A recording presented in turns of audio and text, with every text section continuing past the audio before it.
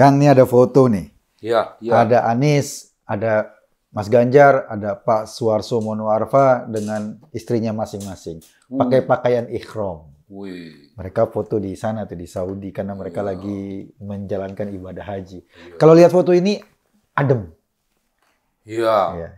Pak Ganjar senyum, Mbak Atiko senyum, Pak Suharso senyum, Anies mungkin senyumnya masih tertahan sedikit. Senyum dikulum. Senyum dikulum. Gimana tuh senyum dikulum? Bisa praktek? Ya, dikulum lagi. Senyum. Nah, saya seneng nih kalau lihat ada orang yang bersaing dalam senyum kehancuran. Oh, apa tuh? Dan senyum kehancuran. Kita seneng nih kalau lihat orang-orang yang Iya. bersaing secara politik, Iya. berkompetisi menjadi capres, tapi kemudian bisa duduk semeja. Apalagi mereka duduk bareng-bareng sebagai tamu Allah. Ya kan, ke sana kan sebagai jemaah haji. Tapi banyak yang ngeribetin di Indonesia. Oh, itu tamunya Raja Salman katanya. Diundang khusus oleh Raja, undangan Raja Salman ya. Teman-temannya Pak Anies selalu tuh senang banget tuh bilang bahwa ini undangan Raja Salman khusus, kemudian Rizik juga dulu gitu kan. Itu diundang sama Raja Salman, difasilitasi gitu, diberikan fasilitas, tapi ujung-ujungnya karena izin tinggalnya sudah habis, lewat dideportasi juga. Deportasi. Tempo hari itu paspor permitnya. Ya. Permitnya Rizik ya? Iya, kan udah habis juga itu dulu. Oh iya, makanya dideportasi kan ke Indonesia, pulang.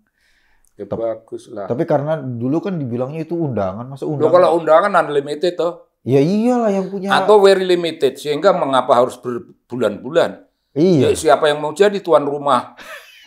Jangan mau jadi tuan rumah. Iya, siapa yang mau jadi tuan rumah yang bikinin kopi bertahun-tahun gitu? Saya bingung kok penting banget ya mereka harus ngaku-ngakuin ini diundang sama Raja Salman, itu penting itu banget. Bung. Apa sih Kang? Itunya maknanya apa? Kok penting-penting banget? Harus karena orang nggak penting. Oh, dirinya itu merasa betul-betul nggak penting toh. Jadi untuk lalu harus dibikin lah suatu mekanisme membuat dia penting. Oh. Tapi itu pun keliru. Maksudnya? Loh, kalau di Mekah itu ya bukan tamunya Raja Salman. Raja Salman itu tamunya Allah lah. Kalau emang gitu kan. Iya. Lah kok malah direduksi menjadi tamunya raja. Itu berarti diturunin. Lah iyalah. Itu mana tamu Allah itu ya yang setinggi-tingginya ya kan? Iya. Itu semulia-mulianya jamaah haji ialah kalau ia tamu Allah. Tapi itu pun kalau tamu Allah. Iya. Jangan-jangan Allah juga nggak peduli. Loh iya, Bung. Emang semua betul-betul diundang. Ada pasti ya Allah yang nggak peduli sama sekali. Tapi di sana, merasa paling gimana? Innal hamda wa ni'mata. Lakawal mulk. La syarikalah. Lah, kayak gitu ya. Itu bagian dari klaim sebenarnya. Hasilnya itu ajaran. Moga-moga ya kalian tuh jadi tamu Allah ini. Jadi tamu beneran gitu ya. Tamu beneran. Tapi kalau orang sering ke sana ya mungkin tuan rumahnya ya bosan kali itu. Karena kan banyak Bung politisi kita ini. Iya. Pening umroh. Pening dikit umroh. Yang jadi tuan rumah yang di sana yang pegel lah. Kok dia lagi? Ini orang ini lagi mau minta jadi presiden lagi nih. Udah dibilang nggak layak, gua masih sini. Tuan rumahnya yang senep lah ya kan? Iya. Tapi tuan rumah itu kan Allah yang maha mulia. Tapi kalau Allah tidak menghendaki, kan barangkali yang dikehendaki banyak. Karena gini Bung. Haji itu kan in prinsip itu kan napak tilas itu. Napak tilas Nabi Ibrahim ya dulu. Nabi Adam duluan. Ka'bah itu Gusti Kanjeng Nabi Adam alaihissalam. Jejak itu ketemu sama Gusti Kanjeng Nabi Ibrahim alaihissalam. Oh. Dipugar lah, apa segala bersama putranya Mbah Ismail kan gitu. Jadi itu jejak itu kita datang sono ada unsur napak tilas jejak orang-orang beriman. Itu Bung, bukan napak tilas penjudi, bukan napak tilas kriminal politik yang lari, enggak ngapain juga ya kan? Kriminal yang melarikan diri dari pasal-pasal yang mengancam, terus kita napak tilas dia, apa emang? Tapi memang ini menarik kan, ibadah haji itu kayak ibadah yang paling luar biasa persiapannya secara fisik. Oh iya. Kemudian harus pergi jauh, meninggalkan semua aktivitas hari-hari di Indonesia gitu kan. Iya. Itu kenapa beragama harus bukan berat ya, seluar biasa itu kan? Seluar biasa itu. Ya itu Bung. Itu minimum requirement. Minimum requirement. Loh iyalah kan. Kalau yang lebih apa kan bukan sekedar gitu. Minimum karena dalam praktek kita itu kan ya kalau orang miskin ya ada yang jual tanah untuk berangkat, untuk sono. Iya. Pulangnya ya bangga peci putih, Bung. Simbol itu peci putih. Sudah itu menyempurnakan ibadahnya kan? Loh iya. Rukun Islamnya sudah dari 1 udah sampai sempurna, itu udah 5. Nah, tapi yang dibilang minimum itu ada juga yang kesananya itu belum tentu dengan kegembiraan yang sukacita, yang senang, yang ikhlas, belum tentu. Kalau niatnya sono nanti bawa bahan-bahan, pulang jual, kan banyak yang begitu. Oh, sambil bisnis. Ya intisarinya ya bisnis. Yang kedua intisarinya itu ya ada unsur traveling. Kalau unsur yang modern-modern sekarang ini ada hotel yang mewah-mewah, yang apa segala rupa. Ya traveling. Ya duit banyak, Bung, you mau ngapain? Iyalah. Duit banyak cuman setahun sekali. Ya enteng lah itu. Makanya yang dia lagi itu karena urusannya bukan apa namanya, bukan ibadah dalam menjalankan syariat Islam. Itu kan rukun kelima itu. Nah, itu penyempurnaan.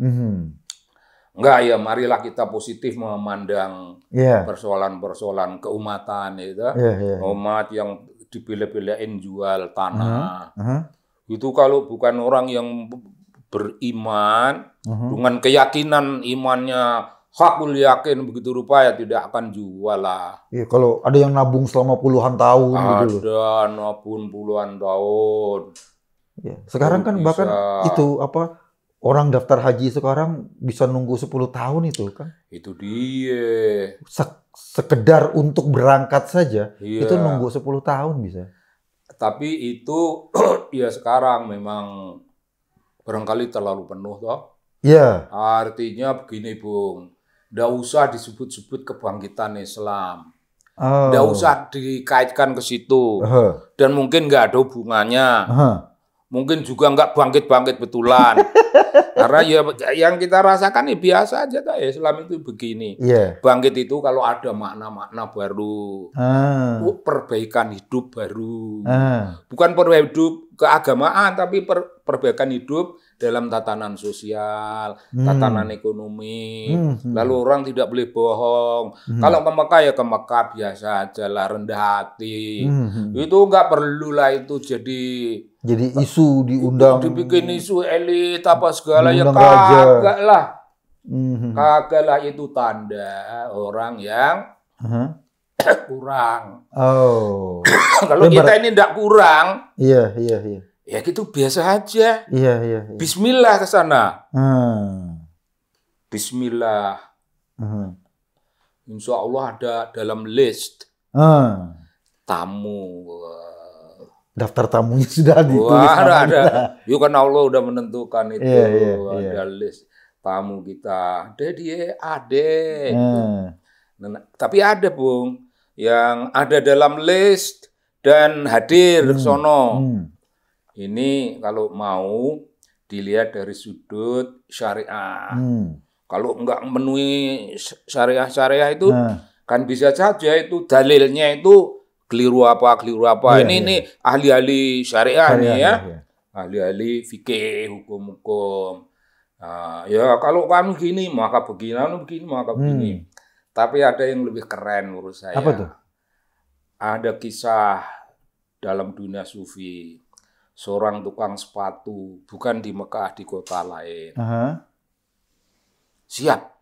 Udah nabung. Udah nabung buat? Siap pergi ke Mekah.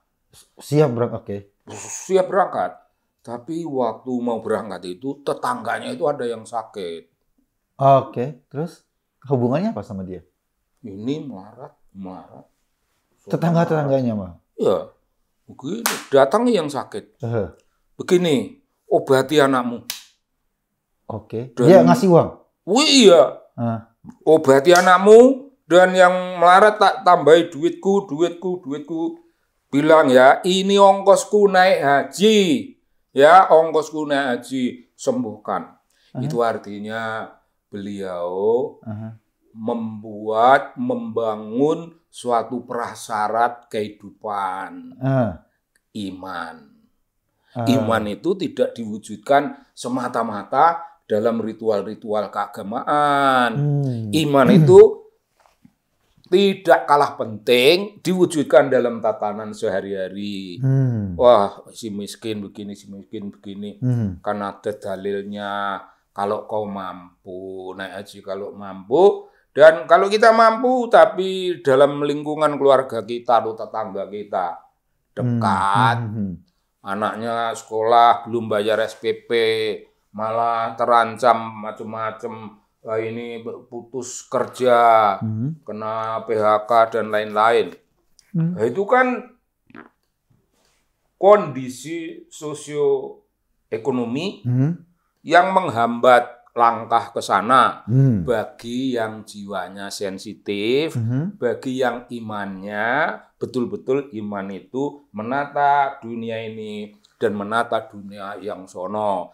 Yang ke sono itu, yang akhir-akhir nanti itu tidak akan dicapai tanpa membangun jembatan dari dunia ini secara lebih kokoh. Dunia ini diperkokoh dulu. Siapa bilang dunia tidak penting? Dunia penting sekali. Gila, yang penting tuh akhirat gitu. Allahu Akbar. Ya enggak lah. Dunia ini lo kerja aja kagak.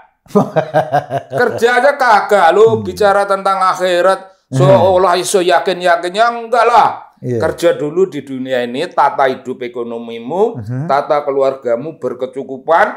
Sudah bercukupan apa? Tidak cukup.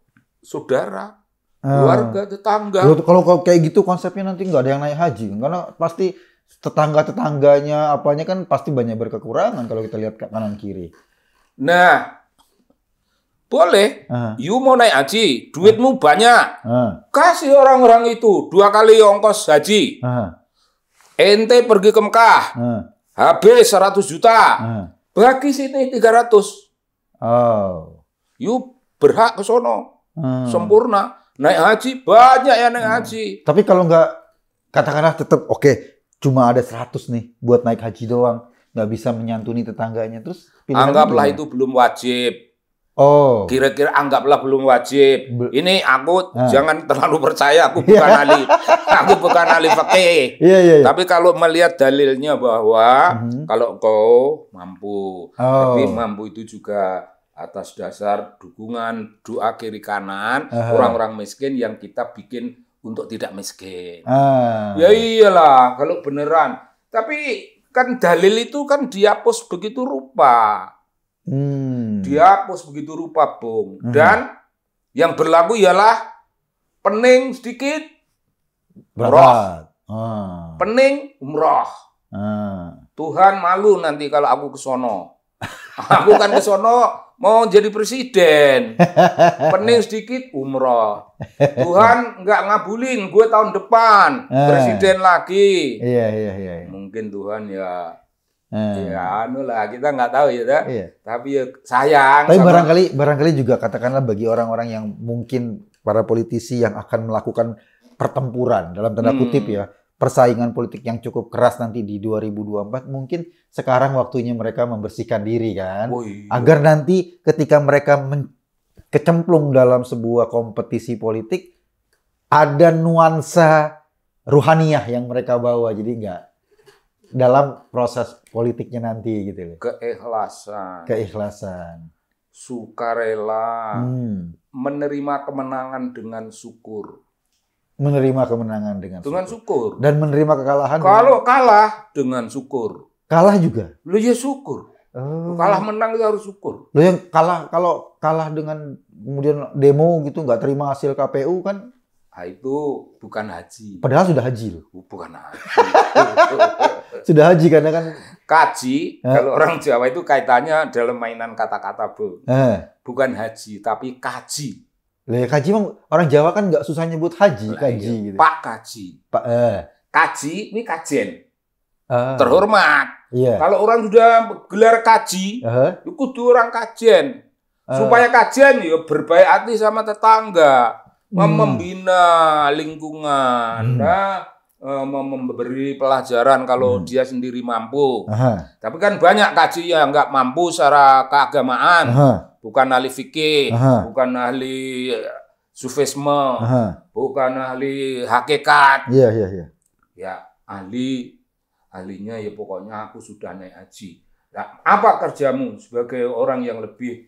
Ya, beri kiri kananmu itu tanda bahwa kau itu haji, ya, kiri kananmu. Tata ekonomi masyarakat. Sejahterakan sekeliling. Iya, itu kan pasti mampu, Bu.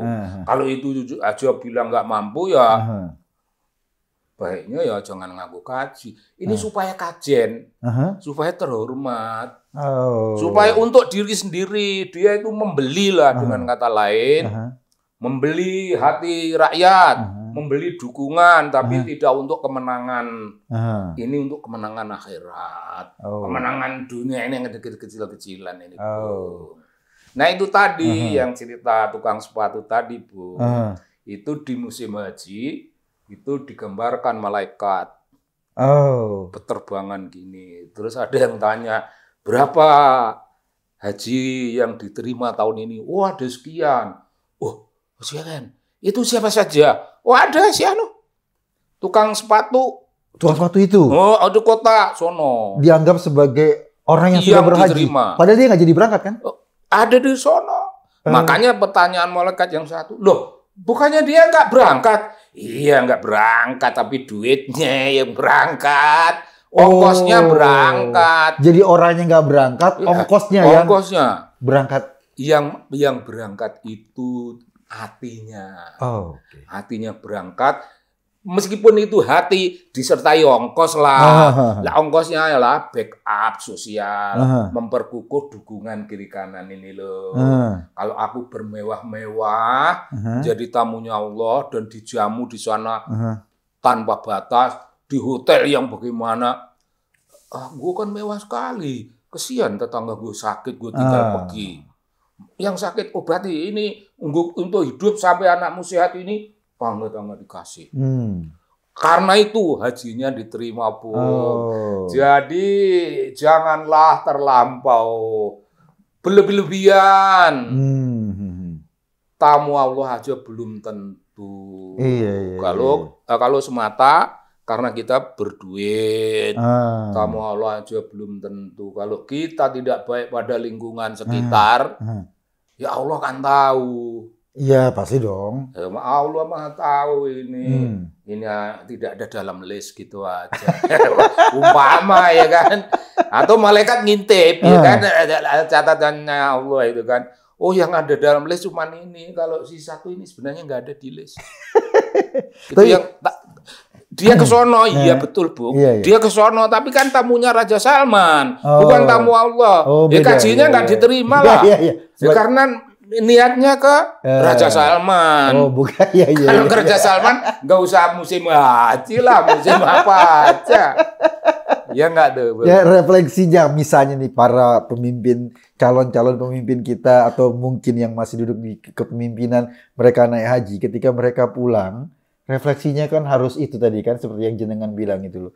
Bagaimana mensejahterakan masyarakat yang dipimpinnya, amanah dan segala macam.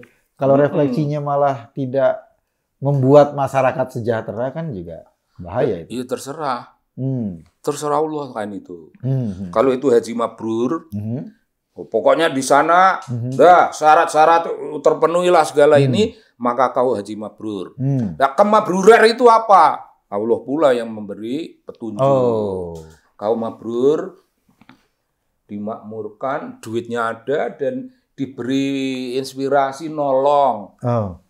Duit berinspirasi dikasih Allah rezeki penuh barokah. Lalu barokahnya apa? Tidak gue makan sendiri. Tetangga gue, teman gue SMP dulu ada yang belum punya rumah. Gue udah punya rumah 2, teman SMP kagak adil. Kalau nggak bisa beliin dengan duit khusus, ya udah rumah yang satu kasih. Pantesan saya sering ditraktir sama jenengan haji. Jenengan udah haji. Jadi, tapi itu bukan pesan kemabruran. Bukan. Itu ini sekedar iseng.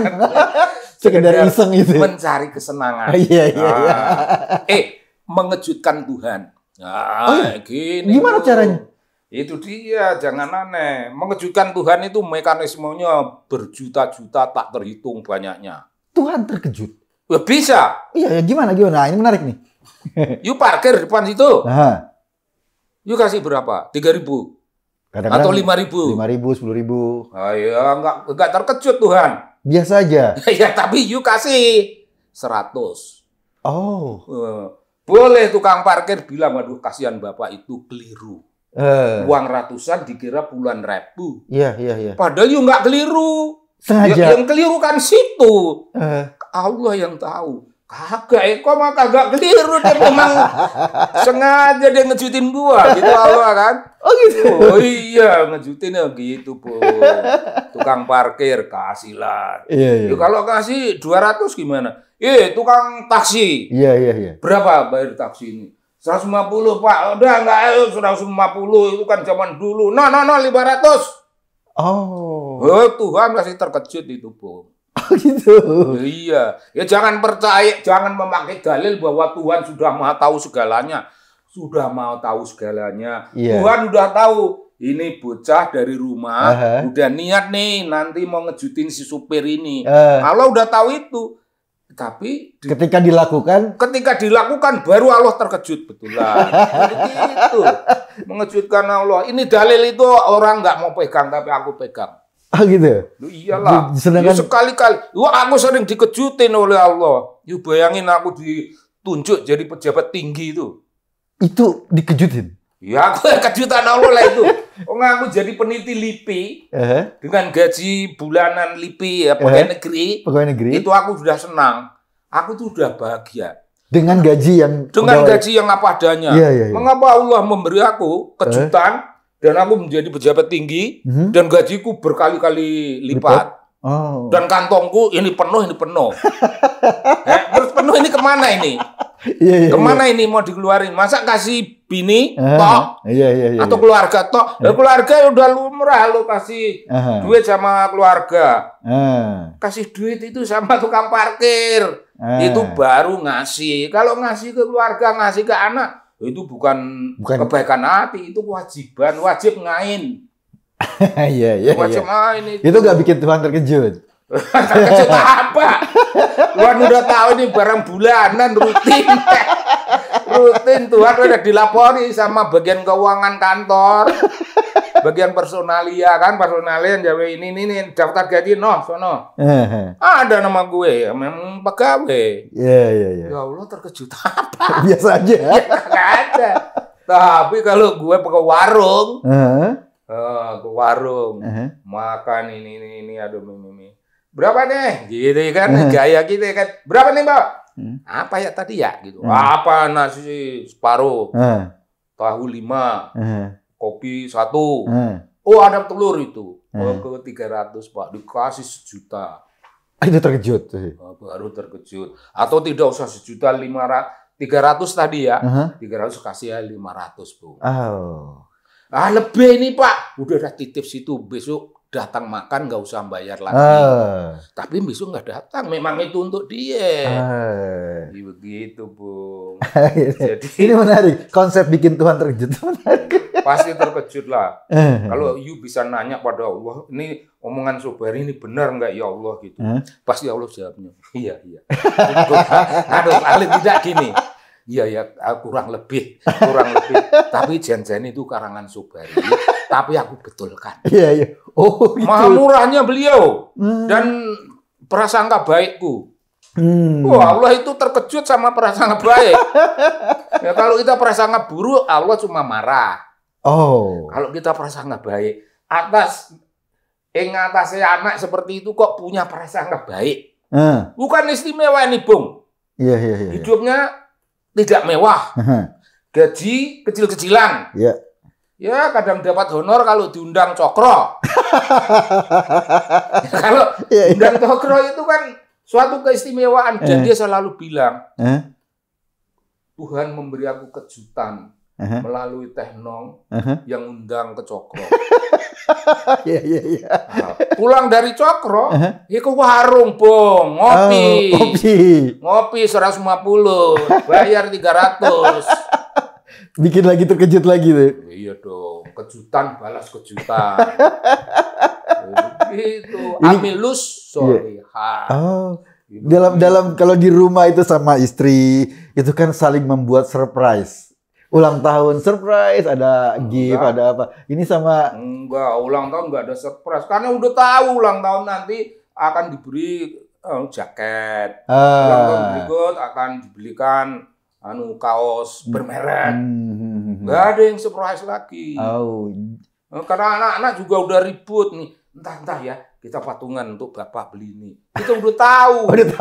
Tapi kalau tukang kopi, kita datang minum habis 100, kita bayar 300. Tukang kopinya, Masya Allah, bapak ini keliru kali. Gitu. Bapak ini keliru kali. Ya udahlah kita doain. Kalau beneran keliru, gimana hukumnya? Gimana suasananya? Beneran keliru tapi akhirnya nggak menyesalkan kekeliruan itu? Enggak boleh keliru beneran. Nggak boleh? Enggak boleh dikeliruin. Kalau keliru beneran, maka kita buru-buru sebelum dia sadar, itu aku ikhlaskan. Loh, kita butuh duit, Bung. Tapi duit keliru ke sono, dan kita tidak layak meminta kembali. Allah terkejut. Ya terkejut lagi lah Allah. Ini bocah baik amat ya, gitu. Ini bocah baik amat ya. Tapi Bung, kalau di sini, you ngopi habis 100, kembalian 5.000 atau 1.000, you kejar-kejar, you naik haji ke Mekah toh, nanti di sono ya paling hilang lah. Kan peristiwa-peristiwa begitu. Iya. Merefleksikannya. Kita tidak menyatakan itu dalilnya begitu, tidak. Tapi barang siapa pelitnya pelit di tanah air, kemudian pergi ke Mekah sono, kepelitan itu di sono itu nanti entah tertinggal lah, entah hilang lah duit lah, entah apa. Itu tradisi yang terbentang di mata semua jamaah haji dari tanah air Indonesia maupun tanah air yang lain-lain. Oh iya Bung, jadi naik haji itu semacam ukuran. Barang siapa baik hati di sono akan menemukan segala yang kebaikan, menyenangkan. Misalnya ini Kang Sejo, tukang pijit, buta, tunanetra, naik haji karena ditraktir. Itu ukuran jadi mampu atau enggak tuh kalau ditraktir? Kan syaratnya mampu. Karena ditraktir ya dia dibikin mampu toh. Dia pergi ke sono, Bu. Iya. Pergi ke sono, hilang dari maktab. Kang Sejo itu? Hilang. Tapi di sono itu dia kagak hilang. Dia merasa ada orang, Assalamualaikum Kang Sejo. Waalaikumsalam, terus dituntun, Bu. Dituntun dibawa ke pesantren. Di sana? Iya. di pintu gerbangnya pesantren itu ada pohon gede, di saat bawahnya ada air mengalir, tempat wudhu dan sebagainya, tempat minum juga boleh. Masuk pesantrennya, begitu rupa, dan itu ada ajaran untuk beberapa santri selected. Dia masuk yang selected itu diajari tentang hal-hal yang namanya hakikat. Ya Kang Sejo nggak nyatet dan memang nggak perlu dicatat. Hakikat itu masuk di hati, masuk di hati. Wah, hari lain sudah cukup, dituntun lagi keluar sono dan diantarin ke maktabnya. Itu Sejo pulang. Kamu dari mana? Udah wong aku ikut pengajian kok. Lah kok kamu udah nggak ikut kenapa? Pengajian di mana? Enggak jauh dari sini. Anterin. Yang ada pohon gede kagak ada. Yang ada pesantren kagak ada. Tapi itu kan wisdomnya kan yang Nabi Khidir alaihissalam mengajarkan hakikat. Kang Sejo jadi keren, Bung. Pulang kampung, iya jadi keren. Apa? Aku mau membangun jalan ke Mekah. Dari? Di pesantren, ya jangan letterlek terus dari sini. Bukan let, aku membangun jalan ke Mekah. Artinya itu jalan ke surga. Wah, identik deh itu. Ke Mekah, ketaatan dan surga. Tapi dia beli tanah. Lalu bagian keuangannya katanya mau bikin jalan ke Mekah, ke surga. Lalu kok malah jadi tuan tanah. Usui menengah wae. Langsung di situ, Bung. Pagar. Berhektar-hektar, Bung. Pagar yang bagus. Pagar. Gerbang ditulis. Pasar rakyat. Menjadi pasar rakyat. Diserahkan kepada gubernur. Tolong Pak ini, resmikan. Pasar ini tidak ada yang punya. Ini punya rakyat. Jadi tidak boleh ada kios yang dimiliki. Siapa yang datang duluan, dia yang ada di depan.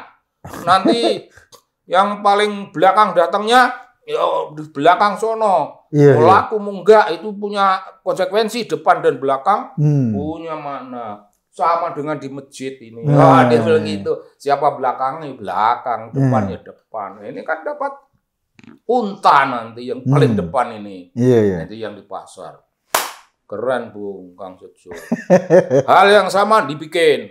Tanah lagi ini gede, bikin pagar mewah, gerbang, tulisi makam rakyat. Dia hibahkan tanahnya buat makam. Itu kemakburan dalam semakbrur-makbrurnya makbrur. Itu net. Itu net, Bung. Nah, kita berharap nih ketika para capres dapat naik haji, kita berharap kalau mereka terpilih gitu kan nanti kan, mereka akan membawa kemakburan haji juga buat rakyat Indonesia kan itu. Terpilih dan menang, pulang dan kemudian menang, itu sudah tanda kemakburan. Nah, pasca kemenangan, ada kemakburan yang dituntut yang lain lagi. Sejahterakan di rakyat. Iya. Pindah ibu kota, tata ekonomi yang keren di sana. Begitu, Bung. Itu baru kemakburan. Itu hanya bisa terjadi pada manusia dengan jiwa yang penuh welas asih dan punya komitmen kenegaraan yang besar. Kalau komitmen itu tidak ada dan welas asih tidak ada, adanya dengki dan tipu muslihat, itu ya insya Allah tidak akan. Insya Allah dia tidak mabrur, gitu ya. tapi mabul. Duitnya mabul enggak karuan. Menarik banget nih diskusi kita soal haji. Kita lanjutin diskusi berikutnya. Salam.